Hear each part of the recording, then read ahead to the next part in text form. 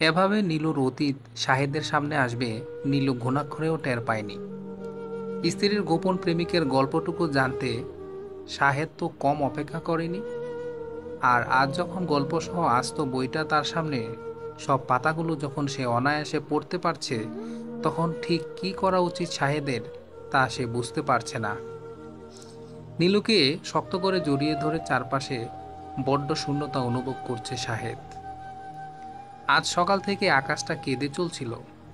নীলু একসময় তার সবচেয়ে প্রিয় গানটি শোনে। এমনই বর্ষা ছিল সেদিন, শিউরে প্রদীপ ছিল মলিন, তব হাতে ছিল অলস বীণ, মনে কি পড়ে প্রিয়। কৌশিক ব্যানার্জির কণ্ঠে মিষ্টি সুরের এই গানটি শুনলে বৃষ্টিমুখর দিনের মনের মাঝে কেমন উথাল পাতাল ভালোবাসা এসে ভিড় করে। মনের মানুষটার সান্নিধ্য পেতে চায়, শাহেদও এর ব্যতিক্রম নয়। শুধু নীলুই বুঝি একদম অন্যরকম। নীলুর তাতে কোনো হেলদোল নেই। সে বারান্দায় ঠায় দাঁড়িয়ে একমনে বৃষ্টি দেখছে। সেই সকাল থেকে ঝুম বৃষ্টি থেকে থেকে কেমন একটা বিরহের সুর বেজে ওঠে, যেন নীলুরই অনেক দিনের জমানো কষ্ট আজ কান্না হয়ে ঝরছে। নীলুর বর শাহেদ অনেকক্ষণ ধরে পেছনে এসে দাঁড়িয়ে ওকে দেখছিল। গ্রিলের সাথে গাল ঘেঁষে দাঁড়ানোর কারণে বৃষ্টির ছাঁচ এসে নীলুর মুখে পড়ায় খুব মিষ্টি দেখাচ্ছিল নীলুকে, প্রেমিকার মতো। বড্ড আনমনে সে আজ। এমন একটা বর্ষার দিন নেই যে মেয়েটা বৃষ্টি দেখে অমন উদাস হয় না। বৃষ্টির সাথে যেন ওর জন্মান্তরের সম্পর্ক। পেছন ফিরে শাহেদকে দেখে কিছুটা অপ্রস্তুত হয়ে নীলু জানতে চায়, ও মা, তুমি কখন এলে? ডাকবে না আমাকে? শাহেদ নীলুকে দু হাতের বেষ্টনীর মধ্যে জড়িয়ে ধরে বলে, অনেকক্ষণ ডেকেও আমার নীলাঞ্জনার কোনো সাড়া না পেয়ে চুপটি করে তাকে দেখছিলাম। এতটাই বিভোর হয়ে আছো যে বুঝতেই পারোনি আমার উপস্থিতি। রান্নাঘরে গিয়েছিলাম, আরেক কাপ কফি খেতে ইচ্ছে করছে, সেই সাথে আরও অনেক কিছু। এমন রোমান্টিক ওয়েদার বলে দুষ্টু হাসি দেয় শাহেদ। খুব কাছে পেতে চাইলে শাহেদ ওকে নীলাঞ্জনা বলে ডাকে। জানে নীলু সেটা। নিজেকে শাহেদের বাহু মুক্ত করে কপট রাগ দেখিয়ে বলে, না না, ওসব একদম নয়, অলরেডি একবার গোসল করেছ। তাছাড়া কত কাজ পড়ে আছে আমার। সকাল থেকে কয় কাপ খেলে ভুলে গেছো? গ্যাস স্টোভে খিচুড়ি চাপিয়ে দিয়ে এসেছি। বৃষ্টির দিনে তো আবার সাহেবের খিচুড়ি ডিম ভুনা না হলে চলেই না, বলে মুখ বাঁকায় নিল। ফ্রেশ হতে এখন ওয়াশরুমে যাব, তারপর লাঞ্চ সেরে সেজেগুজে বন্ধুদের সাথে জম্পেশ আড্ডা দিতে যাব। Husband and baby are not allow, মনে আছে তো? শাহেদ মাথা নাড়ে। উহু। বাবুকে মায়ের কাছে রেখে আমাকে বিকেলে কফি শপে নামিয়ে দিয়ে ক্লিনিকে যেতে হবে, কিন্তু কোনো অজুহাত শুনব না। একটু আবদারের সুরেই শাহেদ ফিসফিস করে বলে, এই বৃষ্টিতে না বেরোলেই কি নয়? কি করব বলো? আগেই ডেট ফিক্সড ছিল যে। সবাই কত আশা করে আছে। তোমাদের মতো তো আর আমাদের রোজ রোজ পার্টি করা হয় না। সংসারের ঘানি সামলে তবে এতটুকু সময় মেলে সবার, বুঝলে? শাহেদের বলা প্রতিটা শব্দই নীলুর যুক্তির কাছে হেরে যায়। বিকেলের দিকে অবিরত কান্নায় ক্লান্ত হয়ে আকাশ কিছুটা শান্ত হয়। নীলু আয়নার সামনে দাঁড়িয়ে শেষবারের মতো সব কিছু ঠিকঠাক আছে কিনা দেখে মেকআপের লাস্ট টাচটা দিয়ে নেয়। খোঁপায় গোজা কদম ফুল আর নীল সিল্কের শাড়িতে অপূর্ব লাগছে নীলুকে। মুগ্ধ চোখে তাকিয়ে থেকে দৃষ্টি সরিয়ে নেয় শাহেদ। শাহেদ জানে এ সাজ তার জন্য নয়। শাহেদ ডাক্তার, আজ ওর ডিউটি না থাকায় হসপিটালে যায়নি সকালে। নীলুকে কফি শপে নামিয়ে দিয়ে ক্লিনিকের উদ্দেশ্যে গাড়ির স্টিয়ারিং ঘোরায়। যেতে যেতে ভাবনার জগতে হারিয়ে যায় সে। খুব ভালো মেয়ে নীলু, সম্বন্ধ করে ওদের বিয়ে। তবে বিয়ের পর শাহেদের গভীরভাবে নীলুর প্রেমে পড়ে। স্ত্রী হিসেবে, মা হিসেবে অতুলনীয় সে। কি সুন্দর করে এক হাতে সংসারটা সামলাচ্ছে। হসপিটাল আর প্রাইভেট ক্লিনিকে প্র্যাকটিসের কারণে নীলুকে খুব একটা সময় দিতে পারে না শাহেদ। কিন্তু তাতে কোনো অভিযোগ নেই নীলুর। বড্ড শান্ত আর নরম স্বভাবের মেয়ে সে। শাহেদের প্রতি নীলুর ভালোবাসার কোনো কমতি নেই, নেই দায়িত্ব পালনেও কোনো কার্পণ্য। তবুও কেন যেন শাহেদের মনে হয় নীলু তার পুরো সংসারে দিচ্ছে না।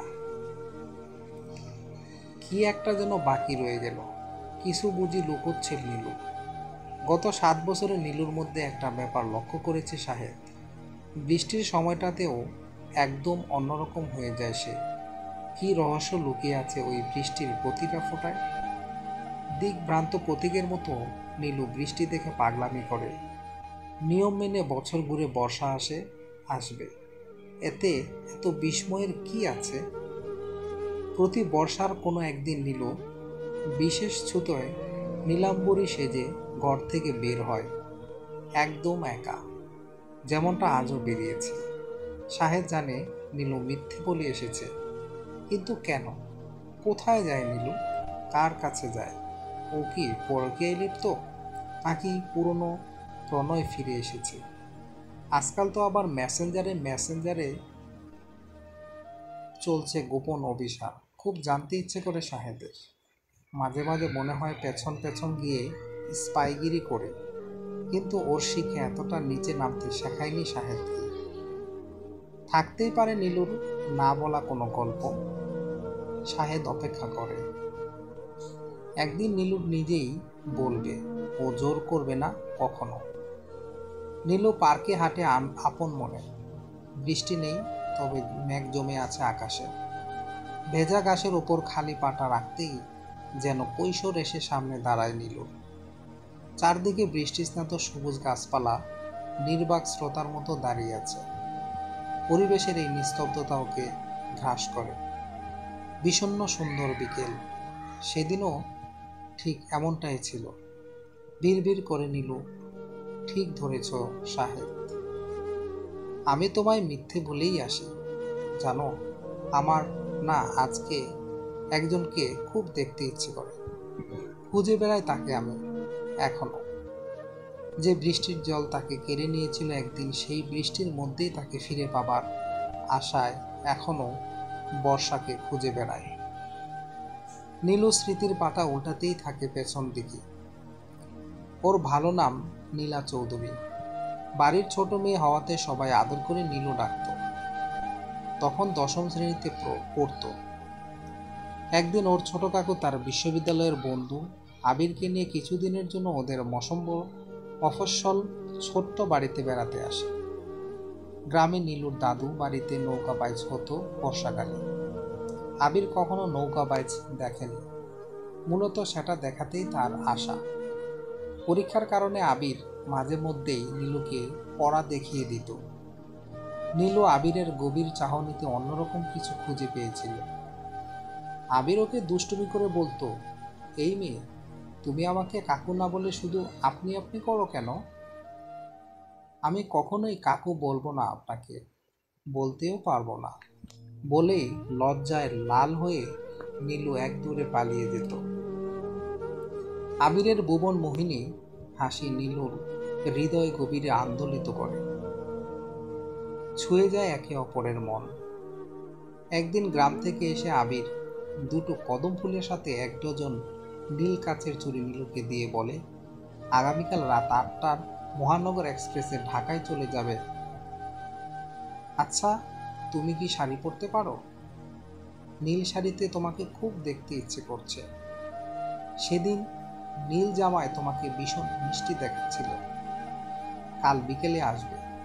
আবির নিজের বুকের বাম পাশে হাত রেখে বলে, তোমাকে বলবো বলে কিছু কথা এখনো জমা করে রেখেছি। এসো, কিন্তু আমি অপেক্ষায় থাকবো। কিশোরী নীলু আবিরের কথার জাদুতে ভালোবেসে ফেলে ওকে। আনাড়ি হাতে শাড়ি পরে বান্ধবীদের সঙ্গে আবিরের নির্দেশ মতো দিঘির পাড়ে যায়। অজানা উত্তেজনা ওর বন্ধুদের মাঝেও সংক্রমিত হচ্ছিল। অপেক্ষা আর অপেক্ষা। সেকেন্ড, মিনিট পেরিয়ে ঘন্টা। দীর্ঘ সময় অতিক্রম হবার পরও আবির আর এলো না। ভীষণ অপমানিত বোধ করে নীলু। ওর বেদনার নীল কষ্টগুলোকে আকাশ তার বুকে জড়িয়ে আপন করে নেয়। এক সময় অভিমানগুলো সব ঝমঝমিয়ে ঝরে পড়ে। চোখের জলের সাথে হয় বৃষ্টির সখ্যতা, মিলেমিশে একাকার। সারাটা বিকেল ভেজা কাপড়ে থাকার কারণে ওই রাতে শরীর কাঁপিয়ে নীলুর প্রচণ্ড জ্বর আসে। বারবার নীলু আরশিতে নিজেকে দেখে। গায়ের রংটা কি খুব কালো যে আবির মুখ ফিরিয়ে নিল? প্রথম দেখাতেই চোখে পড়ার মতো আহামরি সুন্দরী নয় সে। ঝিনুক ফোটানো হাসির শ্যামলা মেয়েটির সৌন্দর্য অনুধাবন করার মতো গভীর দৃষ্টিশক্তি সবার ছিল না, কিংবা সেই সৌন্দর্যকে উপলব্ধি করতে পারেনি যা আবির পেরেছিল। তাহলে এলো না কেন? মেনে নিতে পারে না ও কিছুতেই। কাঁচা বয়সের প্রথম ভালো লাগা নীলু ভুলতে পারে না। কলেজ বিশ্ববিদ্যালয়ে পড়াকালীন রঙিন ভুবনের হাতছানি এসেছিল অনেক। ও কখনো সাড়া দেয়নি তাদের ডাকে। না থাকার মাঝেও পুরো হৃদয় জুড়ে ছিল আবির। সর্বত্রই যেন তার পদধ্বনি শুনতে পেত নীলু। বিশ্বাস ছিল একদিন আবির ওর কাছে হাসবেই। ঝর্ণার ন্যায় উচ্ছল নীলু শান্ত হয়ে যায়। কেমন একটা ঘোরের মধ্যে বসবাস তার। এসব ভাবতে ভাবতে নীলুর চোখ ভিজে যায়। হঠাৎ পার্কের কোণে কাউকে বসে থাকতে দেখে নীলু ওর স্বভাব দোষে ছুটে চলে যায়। না, এবার আর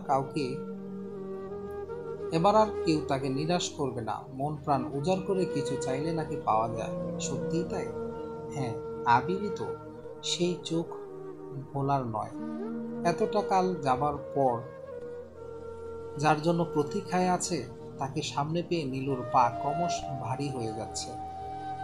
বলতে চাওয়া গোছানো শব্দদের হারিয়ে নীলু অনড় হয়ে শুধু তাকিয়ে থাকে। অথচ অত্যন্ত স্বাভাবিক ভঙ্গিতে লাজুক স্বরে আবির বলে, আর বলো না, এয়ারপোর্ট থেকে ফেরার পথে একটু ঠান্ডা ঠান্ডা লাগছিল। রাস্তার পাশে টং দোকান থেকে ড্রাইভারের আনা চা খেতে, আর কিছু মনে নেই। ঘুম ভাঙতেই দেখি এখানে পড়ে আছি। বুঝতেই পারছো কাহিনী। বলে বোকা বোকা হাসি দেয় আবির। অনেকটা সময় এটা সেটা নিয়ে কথা বলার এক পর্যায়ে আকুল গলায় নীলু জানতে চায়, সেদিন এলে না কেন? হাত ধরে কথা দিয়েছিলেন, এভাবে সব ভুলে গেলেন? বহুদিনের জমে থাকা অভিমান নীলুর চোখে এসে ভিড় করে। নীলুর টপ টপ করে ঝরে পড়া চোখের পানি অতি আদরের মুছে দিয়ে আবির বলে, নাইবা শুনলে সে কথা।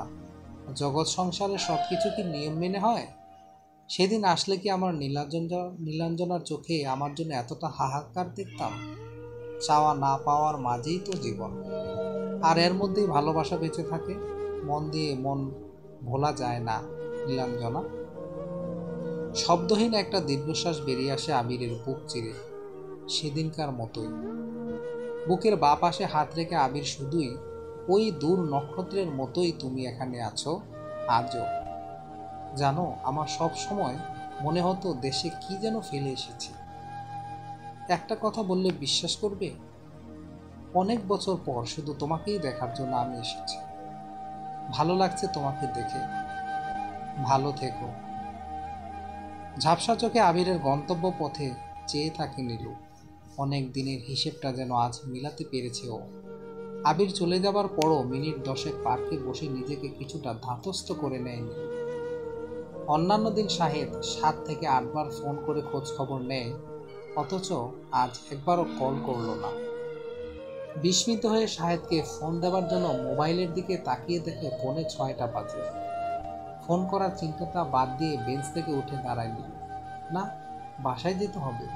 শরীর মন কিছুই ভালো লাগছে না। পার্কের গেটে এসে আবার কি ভেবে ক্লিনিকে যাবার জন্য সিএনজি ঠিক করে তাতে চেপে বসে সে। ছুটির দিন হওয়ায় রাস্তাঘাট ফাঁকাই ছিল। 15 মিনিটের মধ্যেই নীলু শাহেদের ক্লিনিকে পৌঁছে যায়। খুব ব্যস্ততার সাথে করিডোরে শাহেদকে আসতে দেখে নীলু ওখানেই থেমে যায়। অকস্মাৎ নীলুকে দেখে হকচকিয়ে যায় শাহেদ। তুমি এই সময়?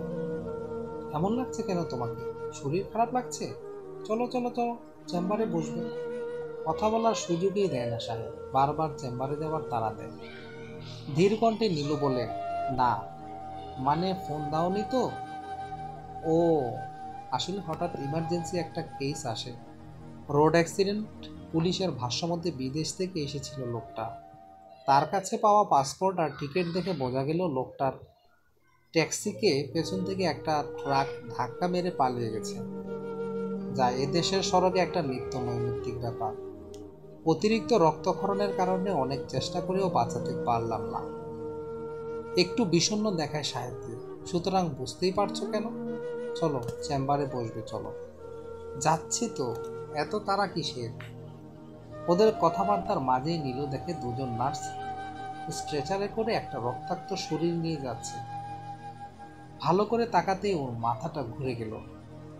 এ যে আবির, চিরনিদ্রায় নিশ্চিন্তে শুয়ে আছে। কাঁপা কাঁপা কণ্ঠে সাহেবকে জিজ্ঞেস করে, ওনাকে ক্লিনিকে কখন আনা হয়েছে? সাহেব ঘড়ি দেখে বলে, এই তো ঘন্টাখানেক আগে, 5টার দিকে। নীলুর হিসেব আবার ওলট পালট মনে হয়। এ কি করে সম্ভব? তখন তো আবির আমার সঙ্গে পার্কে। তবে কি আমি আবিরের আত্মার সাথে কথা বললাম? মাথা ঝিম ঝিম করে নীলু। এবার আর নীলু হিসাব মিলাতে পারে না কিছুতেই। না না, তা কি করে হয়? ও তো এসেছিল, আমার চোখ ছুঁয়ে দিল যে। নীলুর সারা শরীর কাঁপতে থাকে। অস্ফুট স্বরে বলে, আমাকে একটু জড়িয়ে ধরবে সাহেব? ভীষণ ভয় করছে। সাহেদও ফেলফেল করে শূন্য দৃষ্টিতে তাকিয়ে থাকে কিছুক্ষণ।